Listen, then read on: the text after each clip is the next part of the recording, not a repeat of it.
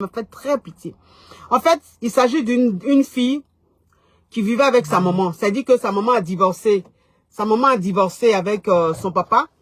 Sa maman a divorcé avec son papa et elle est restée avec sa mère. C'est-à-dire que la maman est restée avec sa fille. Cette Kadia-là aujourd'hui qui a 41 ans. Mais je vous parle de comment ça a commencé sa souffrance, son histoire. Elle dit quand elle était petite, sa maman était très violente. Sa maman la battait, mais d'une façon, elle est ici en France. Hein. Ici en France, sa maman la battait d'une façon, sa maman la maltraitait. C'est-à-dire qu'elle vivait de la maltraitance venant de sa propre mère. Celle même qui l'a mise au monde. Est-ce que vous comprenez un peu? Et donc, sa maman la frappait à ceinture. Elle la frappait. Et puis comment elle faisait? C'est-à-dire que quand elle frappait sa fille, là, elle a commencé à bastonner sa fille. Vous savez à quel âge? À l'âge de 5 ans. À l'âge de 5 ans. C'est à l'âge de 5 ans. Elle a commencé à bastonner, commencé à traumatiser sa fille. Commencé à être très violente. Et la petite, en fait, elle était traumatisée. Elle était traumatisée. Donc, quand elle partait à l'école, elle n'était pas bien. Elle ne parlait plus. Elle était devenue bizarre. C'est-à-dire quand elle était à l'école, elle était mal. Elle a commencé à faire pipi dans le lit. Elle était traumatisée, la petite fille. Elle était traumatisée. Et c'est comme ça, la voisine, c'est-à-dire que leur voisine, la voisine de sa maman, la voisine, celle qui habitait à côté d'elle, là, c'est elle maintenant qui a écrit aux assistants sociaux, ceux qui s'occupent de la maltraitance, ceux qui s'occupent des enfants, là. Elle a écrit au juge de l'enfance et tout. C'est elle qui a écrit pour dire que j'ai une voisine à côté de moi ici, là. Elle est très violente parce que elle bat sa fille tous les jours. C'est-à-dire que sa fille est maltraitée. C'est comme ça, ils vont venir prendre la petite fille là. La petite fille allait à l'école. Elle allait à l'école et puis ils ont pris la petite fille. Donc quand ils ont pris la petite fille, ils sont allés chercher sa maman. Ils ont menotté sa maman. Quand ils ont menotté sa maman, ils ont mis sa maman en garde à vue. Quand ils ont mis sa maman en garde à vue, comme la petite fille, elle avait, je crois, 5-6 ans, c'est comme ça, on lui a posé des questions et tout. Et la petite fille a répondu que sa maman la bat et tout. Et ils ont vu sur le corps de la petite fille des cicatrices, des bleus et tout sur le corps de la petite. Ils ont vu que la petite était très maltraitée par sa maman. Et c'est comme ça, sa maman a été condamnée. Elle était en prison, on l'a mise en prison. Et elle, maintenant, elle, la petite, on l'a emmenée dans une famille d'accueil. Et c'est comme ça qu'elle est restée dans la famille d'accueil. Elle dit quand elle allait dans la famille d'accueil, là, c'est comme ça qu'elle a connu ce qu'on appelle la douceur, l'amour qu'on donne à un enfant. C'est comme ça qu'elle a commencé à connaître parce que c'est la famille d'accueil qu'il a reçue là. Était une famille très gentille, une famille bien. Donc il la traitait bien. Et c'est comme ça quelques années plus tard, la justice, le juge a voulu que la maman voie l'enfant une fois par mois. Mais elle m'a dit, coach, quand ma maman devait me voir, c'est-à-dire que quand c'était le jour où ma maman venait, elle devait venir me chercher, j'étais mal, je dormais pas. La nuit, je faisais des cauchemars. J'étais mal, je voulais plus voir cette dame-là. Et puis quand elle parle, elle dit même pas ma mère, elle dit cette dame. Quand elle parle de sa maman là, elle dit cette dame-là. Elle dit même pas ma mère. Donc, elle dit c'est comme ça, elle était traumatisée. À chaque fois que sa maman venait la chercher pour passer un moment avec elle, elle était traumatisée. Elle était traumatisée. Et quand les juges lui ont demandé à sa maman, mais pourquoi vous battez votre fille comme ça? Pourquoi vous la traumatisez? Elle dit, c'est l'éducation, c'est une éducation, je veux lui donner une bonne éducation. On dit, mais c'est quelle éducation? Et ce qui était choquant, moi, ce qui m'a le plus choqué, vous savez c'est quoi? C'est qu'en fait, cette fille-là, cette petite fille-là, la voisine de sa maman, a dit au juge, parce qu'elle allait témoigner. Donc, elle a dit au juge que la petite fille-là, c'est-à-dire que tous les jours, elle entendait des coups de ceinture. Tous les jours. Pratiquement tous les jours. Elle entendait des coups de ceinture. Elle entendait que la dame-là tapait son enfant. Mais l'enfant pleurait pas. L'enfant ne criait pas. L'enfant ne pleurait pas. Donc, elle ne comprenait pas ça. Parce que les coups qu'elle entendait, là, une petite fille de 5 ans, une petite fille de 6 ans, les coups qu'elle entendait chez elle, là. Parce que vous savez, en appartement, quand les appartements sont collés, c'est ici en France, là, les murs, là, c'est pas mur. Ici en France, là, tu es en train de faire bruit chez toi, là. On dirait même que c'est chez le voisin que tu es en train de faire. Donc, elle dit les coups qu'elle entendait, là. Elle ne comprenait pas comment ça se faisait qu'elle n'entendait pas les pleurs de la petite fille. La petite fille ne criait pas. La petite fille ne pleurait pas. Rien du tout. Déjà, c'est parce que sa maman, en fait, avant de la frapper, elle mouillait un gant. Vous voyez, les gants là, vous voyez les gants, les serviettes là, les petites serviettes là. Elle mouillait ça. Elle dit sa maman mouillait ça. Et puis elle mettait ça dans sa bouche. Et puis elle attachait. Voilà, elle attachait, prenait une serviette, elle mouillait, et puis elle attachait la bouche de sa fille. Ce qui faisait que quand sa maman la battait, elle criait mais on n'entendait pas. Elle pleurait mais on n'entendait pas parce que sa maman fermait sa bouche.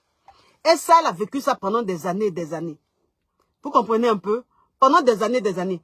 Et elle a grandi. Donc quand elle a grandi, la maman maintenant, elle allait lui demander pardon. La maman a demandé pardon. Elle dit, elle demande pardon. Elle veut que sa fille lui pardonne et tout. Elle n'a jamais voulu pardonner sa maman. Jamais elle a pardonné à sa maman, jamais.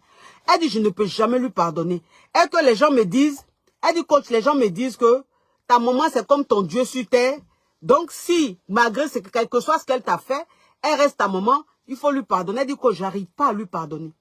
J'arrive pas à lui pardonner. Cette femme-là, quand je la vois, je ressens de la haine. De la haine, de la colère. Donc, j'ai refusé. Quand j'étais mineure, on me disait de la voir parce que je n'avais pas le choix. C'est pas moi qui décidais. Mais depuis que je suis devenue majeure, jusqu'à aujourd'hui, j'ai 41 ans. Je n'ai plus revu cette dame-là. Elle a tout fait pour se réconcilier avec moi. Elle a tout fait pour entrer en contact avec moi. Aujourd'hui, même où je te parle, j'ai un enfant. Mais mon enfant ne connaît pas ma maman. C'est-à-dire que mon enfant ne connaît pas sa grand-mère. Et je ne veux pas que mon enfant connaisse sa grand-mère parce que elle est toxique, elle est mauvaise. Elle m'a maltraité, elle m'a traumatisé pendant mon enfance. Vous comprenez un peu? Donc, c'est pour vous dire que, c'est-à-dire, il y a des attitudes, c'est vrai que nous, en Afrique, bon, on est un peu habitués, hein, nous, on nous maratapé là-bas. Mais nos parents nous maratapé là-bas, là. Mais c'est pas le maratapé de la femme, là. C'est que la petite fille la raconte, là. C'est pas ça. C'est pas ce genre de maratapé, là. Ça, c'est maratapé même de, c'est-à-dire, de quelqu'un même qui est traumatisé, quelqu'un même qui est dérangé dans la tête. Et elle a dit des années plus tard, ils ont dit qu'en fait, la maman de la petite fille là, ils ont dit qu'elle souffrait du masochisme. C'est-à-dire qu'elle était trop maso. On dit qu'elle était trop maso. Donc c'est sur sa fille, elle faisait son mazoya là. C'est sur sa fille, elle faisait son mazoya. C'est sur la petite fille là. On dit c'est une femme qui est très maso. Elle est sado-maso. C'est ce qu'ils ont dit. C'est ce que les rapports du juge là. C'est ce qui a été dit. Par rapport, quand les spécialistes ont mené les enquêtes, ils ont vu tout. On dit c'est une dame qui est maso. Elle est sado-maso. Donc, c'est sur sa fille, elle faisait sado-masoya là. Comme elle n'avait pas d'homme dans sa vie. Elle n'avait pas un homme dans sa vie. Elle était seule.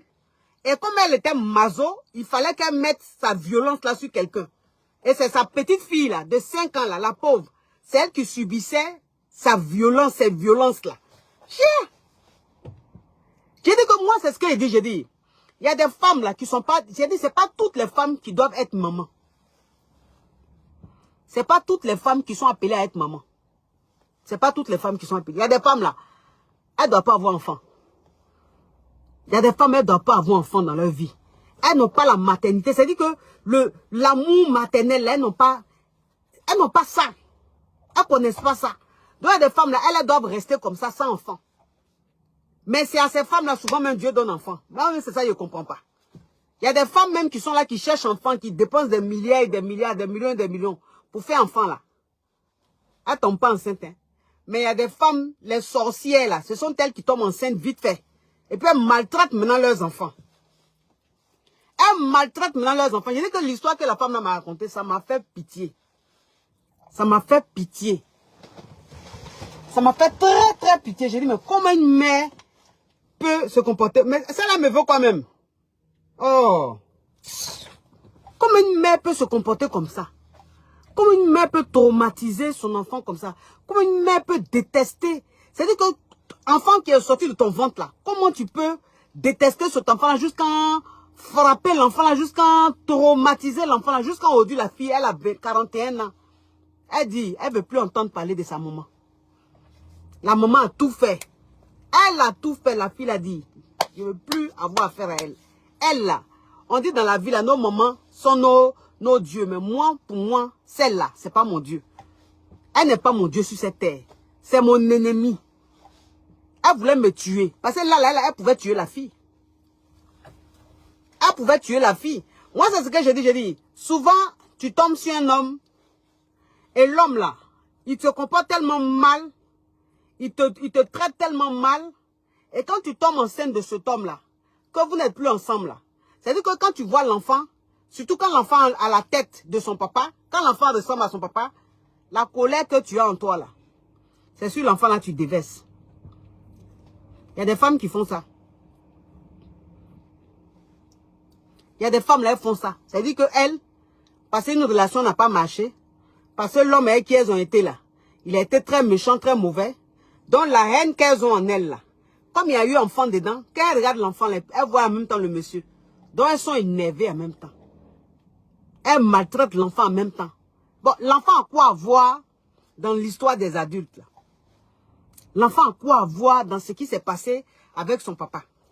Si son papa était méchant, si son papa t'a maltraité, si son papa t'a pas bien traité là, mais l'enfant que vous avez eu là, a quoi à voir dans votre histoire d'adulte là? Et puis pour ça, c'est l'enfant là qui va payer tout ce que le monsieur a fait là. C'est l'enfant là qui va payer. C'est-à-dire que tu oublies que même, c'est toi la maman, c'est toi qui as accouché l'enfant. C'est colère du monsieur là qui est sur toi, dans ton visage. Tu vois l'enfant là, bouillaille. Tu vois l'enfant là, pas. Tu as envie de se dire, tu veux que l'enfant disparaisse, mais l'enfant a quoi à voir dedans?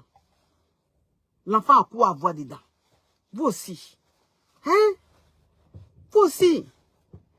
Quand quelque chose, c'est-à-dire que quand ça ne va plus entre l'homme et toi, si vous n'êtes plus ensemble là, que vous avez un enfant, deux enfants là, ta colère que tu as en toi là, faut pas mettre ça sur les enfants. Faut pas déverser sur les enfants. Les enfants n'ont rien fait. Ils sont innocents. Eux-mêmes là, si on leur demandait de venir dans cette famille-là, il y a des enfants même qui allaient refuser. Mais c'est parce que quand on dit à un enfant, va dans le ventre, il sort. On ne choisit pas sa famille, on ne choisit pas sa maman, on ne choisit pas son papa. Si on choisissait là, il y a des enfants qui n'allaient pas naître dans certaines familles. Donc, toi une femme, tu ne peux pas prendre ta colère et puis déverser sur un enfant. Les enfants sont des anges. Les enfants sont des anges. Les enfants là, ce sont des anges. Si tu ne veux pas t'occuper d'un enfant, tu déposes l'enfant là dans une famille d'accueil. Tu donnes l'enfant là à quelqu'un qui veut s'occuper d'un enfant. Et puis toi, tu restes seul. Ça ne sert à rien de garder un enfant et puis maltraiter l'enfant. Ça ne sert à rien de garder un enfant et puis faire un règlement de compte de son papa là. C'est sur l'enfant que tu fais ça. Ça, il faut arrêter. Ça, on appelle ça la sorcellerie. On appelle ça la sorcellerie. Maintenant, si tu n'es plus avec son papa là,